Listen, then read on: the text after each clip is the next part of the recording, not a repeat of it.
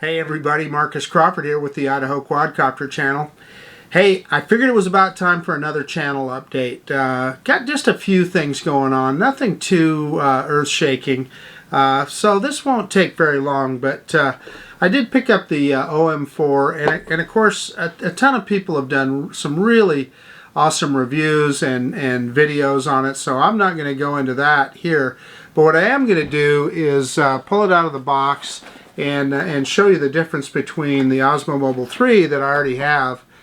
And for me, the reason for buying it is, well, A, because I like gadgets, but B, it appears to be much easier to load your mobile device onto the gimbal with this magnetic mount. So that's all I'm going to show is just the difference between putting your phone on the Mobile 3 and then the OM4. So then the other thing that's going on, anybody that watches my channel knows that I've been messing around with these two drones quite a bit lately, the Fimi X8 SE 2020 version and the Hubsan Zeno 2. So I just did another flight yesterday with these drones, and it was a little bit of a reversal this time. The previous video I did, I had some problems with the Hubsan Zeno 2. I had an FPV dropout, and then I did another video on what I did to cure that. So I got kind of a follow-up on that. I ended up replacing the ribbon cable in the gimbal. At the end of the day, I don't think that was the issue. So I've got the new ribbon cable in there. That's all well and good. But I don't think that was my problem. A lot of people have had that problem, but I don't think it was mine. It was giving me an SD card error, and I think ultimately that is exactly what it was. I had a Samsung Evo Plus, I believe it is, something like that, card in there, a U3 high-speed rated card. I think the write speed on that one is like 60 megabits, something like that. I've been using it in the drone since it was new, and it seemed to work fine. All of a sudden I got that error, lost FPV completely. So I also tried a Patriot micro SD card in there, another high-speed card, a U3 rated card. I'm not sure what the write speed is on that card, but I got the same error on it. So that kind of threw me off of that card thing, thinking, well, it's something else. I took the thing out the next day, had another problem with it, ultimately replaced that ribbon cable, took it back out, still had the loss of FPV and the SD card error.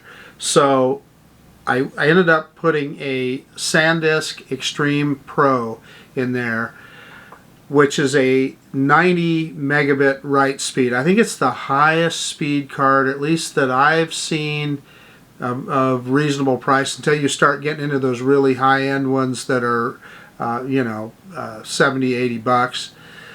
I think they're about 20 bucks a piece, something like that. I'm trying to remember what I paid for it. But anyway, put one of those in this guy. The problem is gone. I ran a full battery through it, as you saw in my test. And then yesterday, I had no more issues with it. So I'm confident that that was the problem with this guy. The other thing is, in my flight yesterday, the son of a gun flew great. Now, it had a little bit of that Hubsan drop, etc. But you know, once you get the thing up in the air, it flies pretty good. And I'm going to say definitively now that I like the camera on the Zeno 2 better than I like the camera on the Fimi X8 SE. And we'll get more into that. So, the Fimi X8 SE, I've had problems with the white balance on it. Or let me say this, I'm assuming it's the white balance. It has that orange or yellowish tint. It looks like if you have your white balance too warm. I set it on sunny day. The reason you do that is so that if you put it on auto, it's going to change those settings all the time, and you're going to see it in the video. So I put it on sunny day, and it's too warm. Then the next flight, I put it on auto, and it did just what you described. You'd see it switching around, which just doesn't look good. So when I flew it yesterday, I kind of experimented around and looked at a couple of the different permanent settings. I wish they would allow you just to set the Kelvin value manually, but they don't do it. All they have is presets. So I looked at cloudy day. Well, shoot, that was even warmer than what the sunny day one was. So they had a couple other ones. I think one is incandescent and one is fluorescent. Well, I set it on fluorescent, and it looked better when I first set it on there on my screen.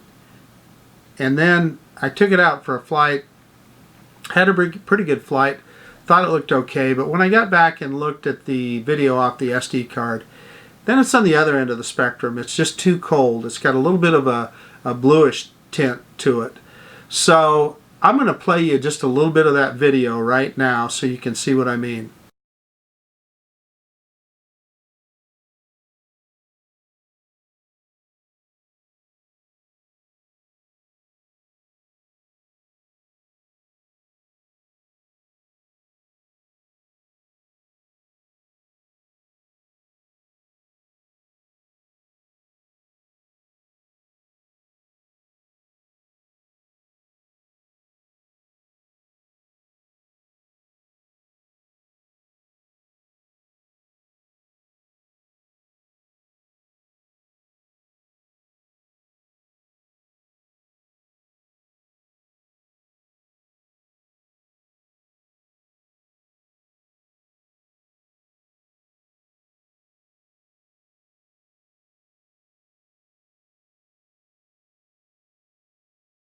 Okay, you've had a look at that, and you can see what I mean. So I'm going to try maybe, and by the way, that was an HDR as well.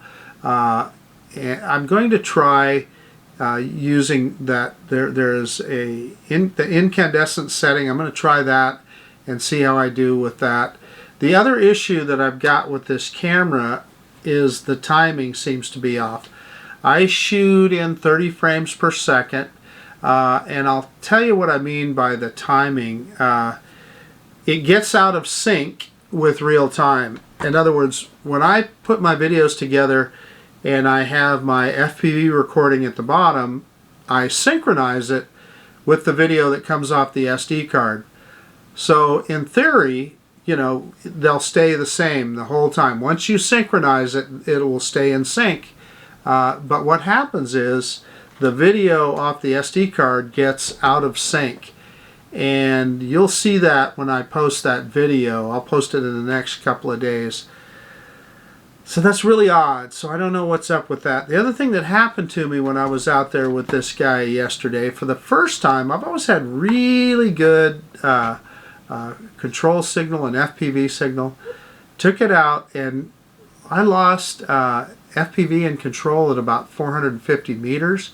I was in more of an urban environment this time, and had even some other issues with it. I tried to get it out further, and with no success.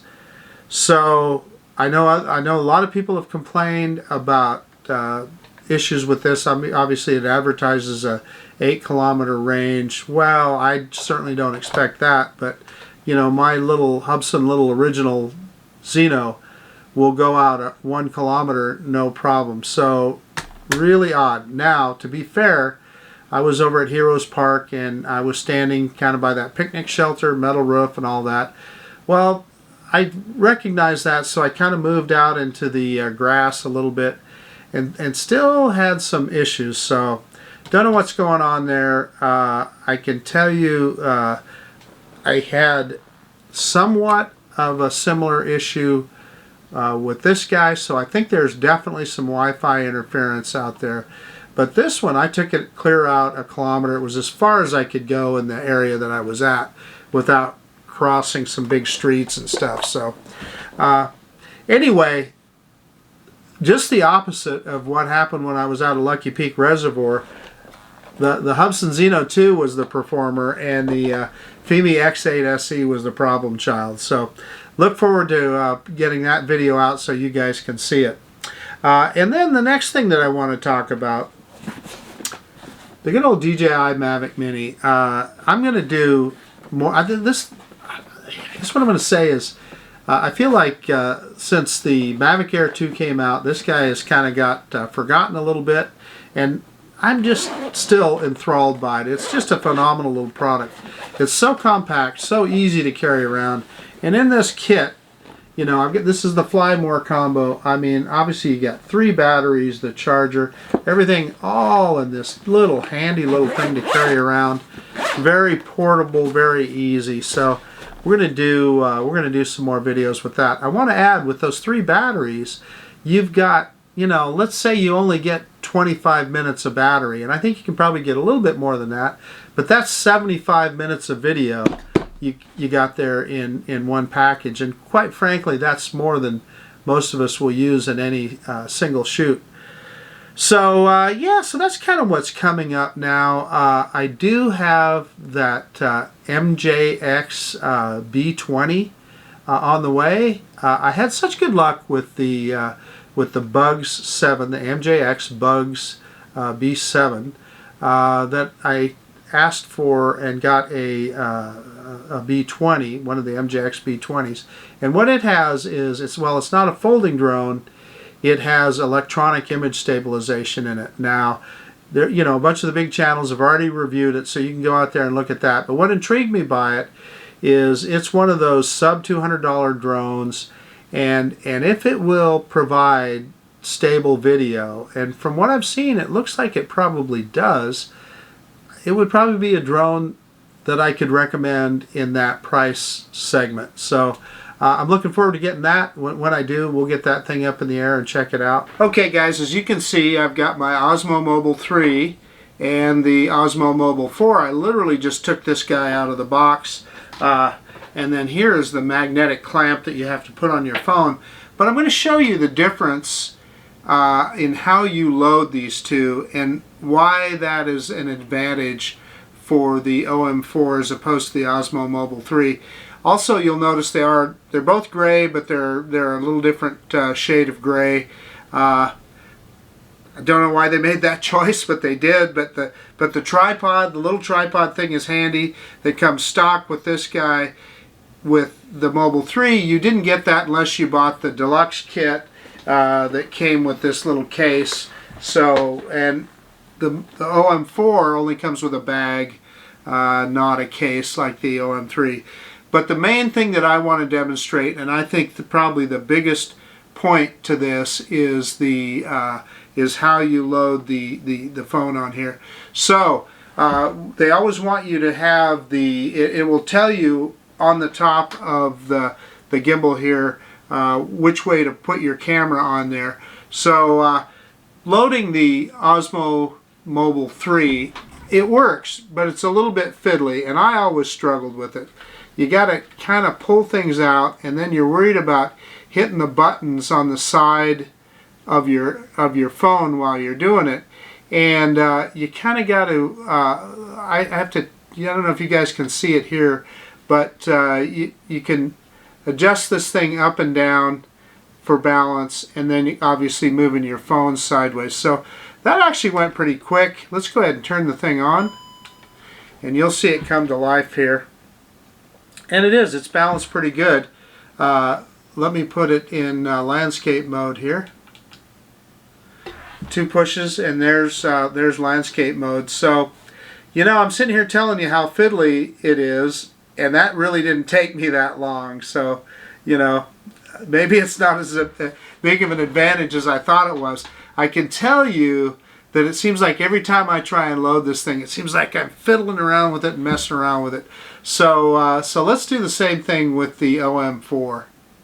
Let me shut this down and pull it out of here. And that's the other thing that I worry about, is when I'm pulling the phone out of this clamp, am I going to drop it, which can be expensive with one of these guys.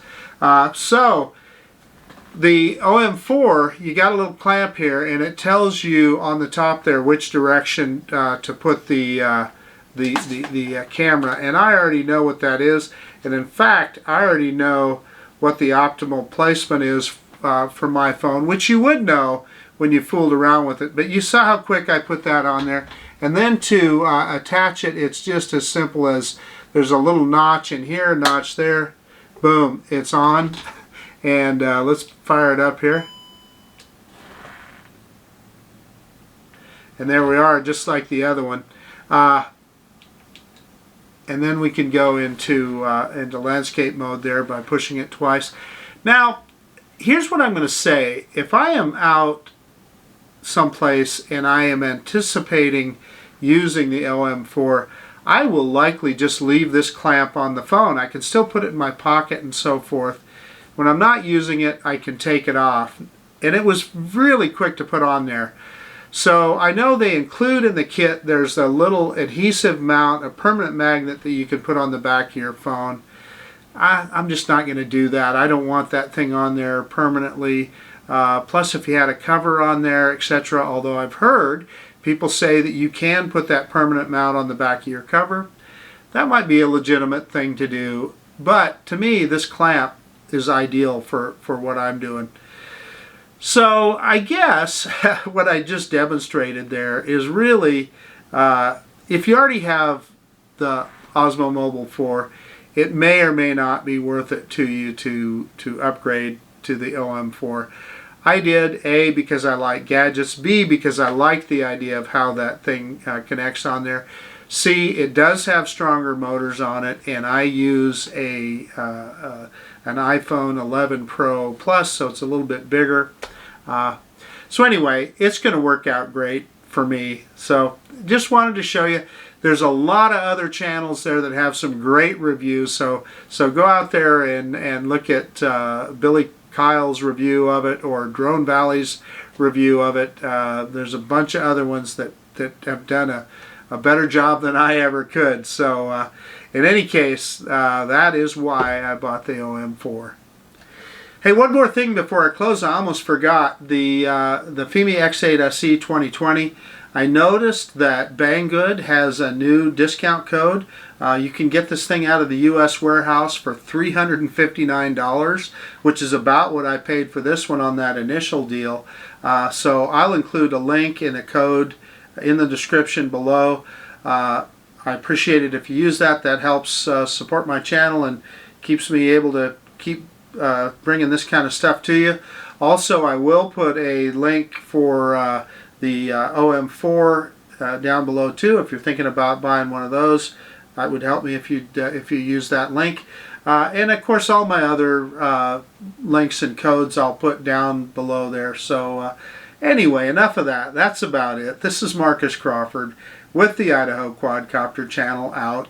And if you like this kind of content, please consider subscribing to my channel. Most of all, I do appreciate you taking the time to look at this video. And we absolutely will see you on the next one. And yeah, look for that Xeno 2 Fimi X8 SE video coming real soon. Bye now.